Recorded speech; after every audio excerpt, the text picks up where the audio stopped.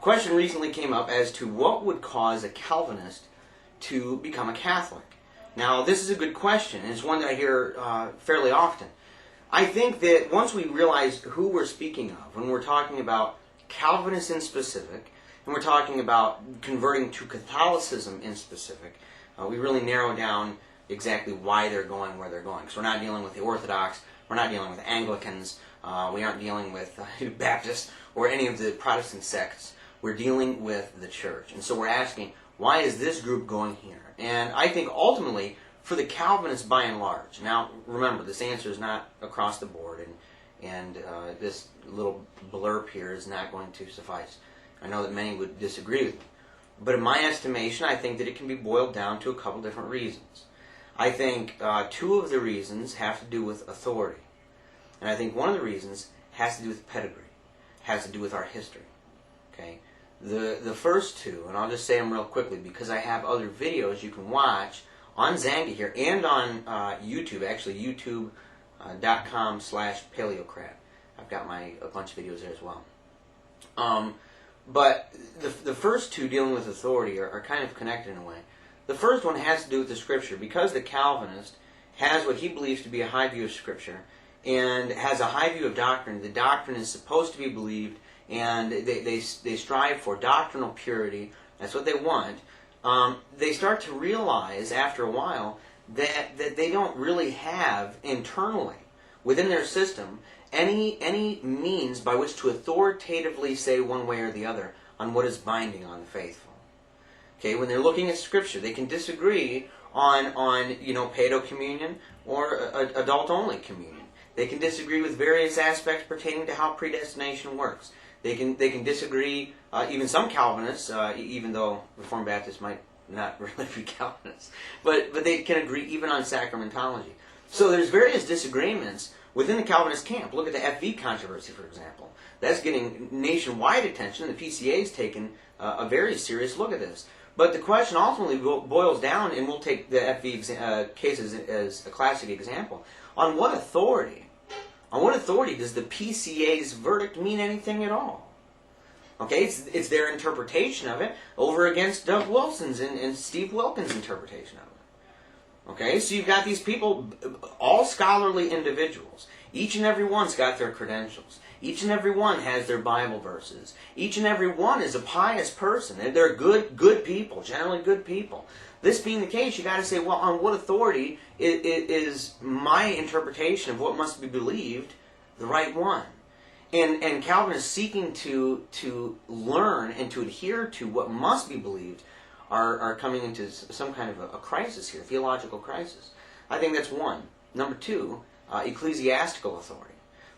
They're not Congregationalists. Calvinists, by and large, okay, if you're a real Calvinist, you're not a Congregationalist, so you believe in some kind of ecclesiastical authority.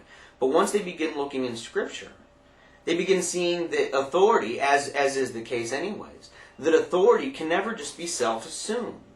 You can never self-assume the right of authority. Authority can only be delegated, and it can only be delegated by someone who has legal or valid authority to do so. That's it. There's no self-assumed authority. Now, the Protestants, whether you're PCA, whether you're OPC, whether you're CREC, whatever you may be, for the Calvinists, every single one of their ecclesial bodies self-assumes the right of authority and jurisdiction. And it's completely arbitrary. Each one does so. Okay, but this is completely outside the pattern of Scripture. It's completely outside the pattern of tradition. And it's completely outside of how authority, in and of itself, how it works. And I think that many Calvinists are beginning to understand this. So they're beginning to see the importance of holy orders and say, well, on what authority, go back to the PCA and FV.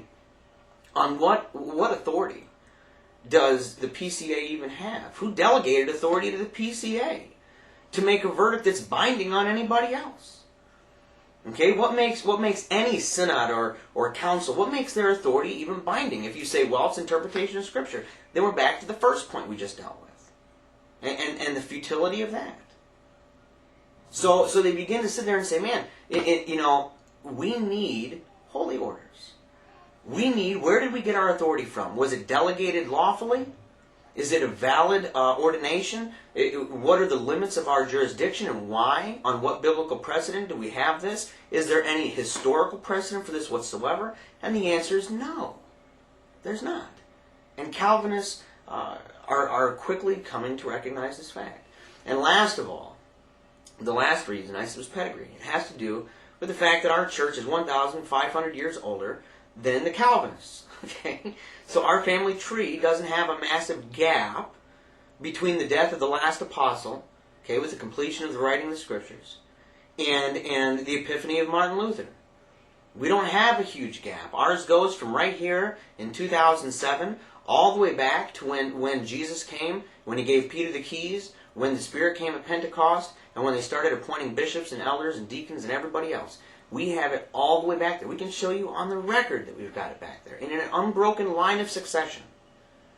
Okay, they don't have this. And in those few instances where Calvinists like to quote the Fathers, let's take Augustine, for example. Tons of them love Augustine, or they may quote Athanasius when it pertains to the Trinity. But they'll completely ignore 99% of what that individual believes pertaining to other doctrines. Okay, they'll completely ignore the fact that while Augustine may agree with their view of predestination, maybe, they completely ignore the fact that he believed in the Pope, that he believed in apostolic succession, that he believed in the sacrificial nature of the Mass, that he believed in priesthood, okay, that he believed in purgatory, that he believed in all these different things that to the Calvinist mind would be absolutely repugnant. So trying to incorporate Athanasius or Augustine or any of these fathers into their family tree because they have something in common, they might as well include Jehovah's Witnesses, because Jehovah's Witnesses have the same books of the New Testament. So they have that in common. Okay? Just because you have one thing in common with somebody doesn't mean you're part of the same family. And they're starting to realize this. They're starting to realize that their family tree, they claim, starts at the Scripture in the first century, and then all of a sudden, somewhere, all the way up until the 1500s, when Martin Luther had an epiphany and a revelation of a new gospel, all of a sudden something completely new was started. So you have all these empty blanks for 1,500 years. Well, for the Catholic, we don't have empty blanks for those years, and we don't have empty blanks following those years.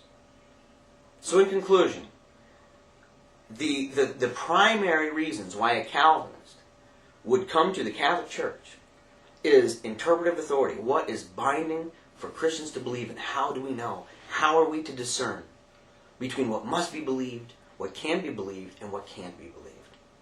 It also comes down to ecclesiastical jurisdiction. Does my denomination even have valid holy orders to begin with? Even if I don't believe it's a sacrament, even if I just believe it's a biblical precedent and nothing but an ordinance or a practice, do we even have that? And they're seeing that they don't. And the last one is that our family tree is 1,500 years older than theirs. And I think that those are the three primary reasons why Calvinists in particular will come to the Catholic Church.